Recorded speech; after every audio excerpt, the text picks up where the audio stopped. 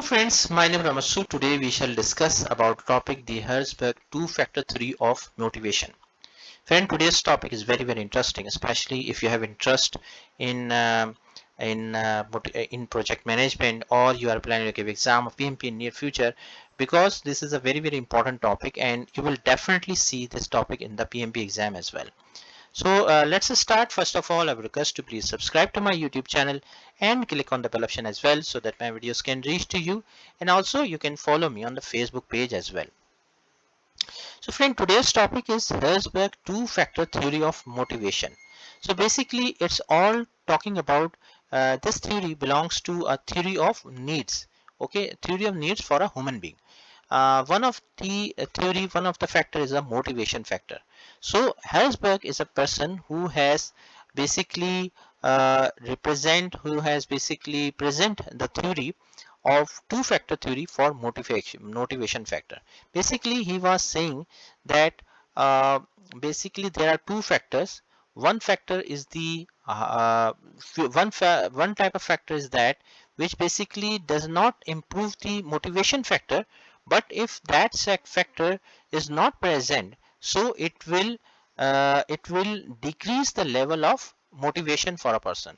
And there are there are few factors as well which will improve the motivation of employers, motivation of team.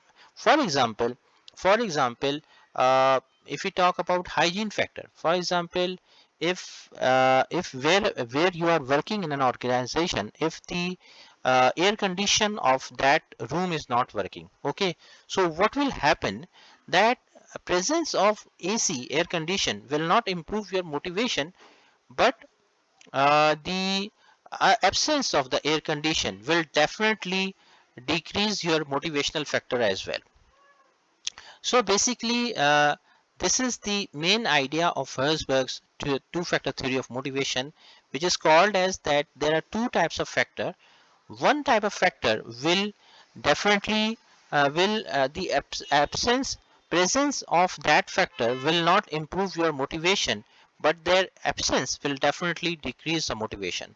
And the other type of factor will definitely improve the motivation. So one by one we shall discuss in detail that, for example, hygiene factor causing dissatisfaction were part of the context in which the job was performed. Company policies, supervision, working conditions, salary, safety, and security on the job are some examples of hygiene factor.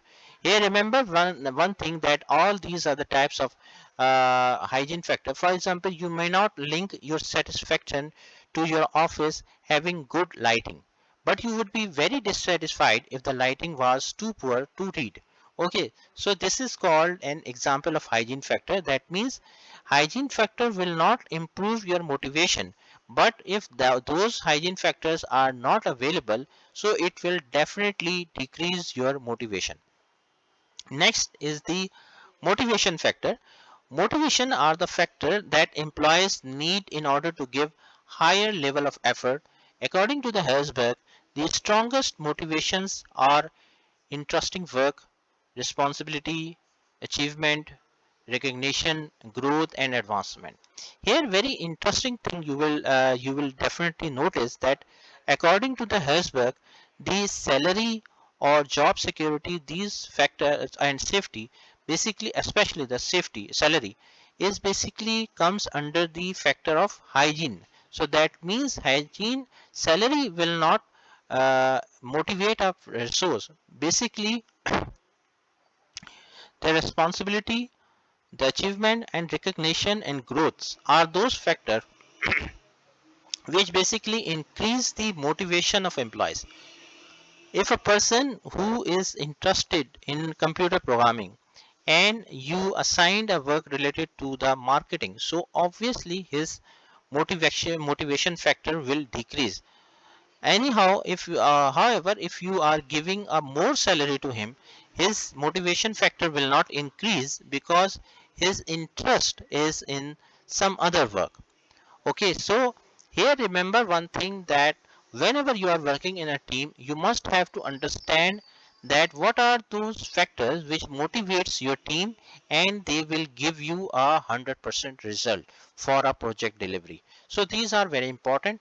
So again, just to remind you that Herzberg's two-factor theory says you that there are two factors which motivate for motivation. One factor absence, one factor's presence will not improve the motivation, but their absence will decrease the motivation. For example, absence of lighting, absence of air conditioning, absence of not poor working conditions, etc.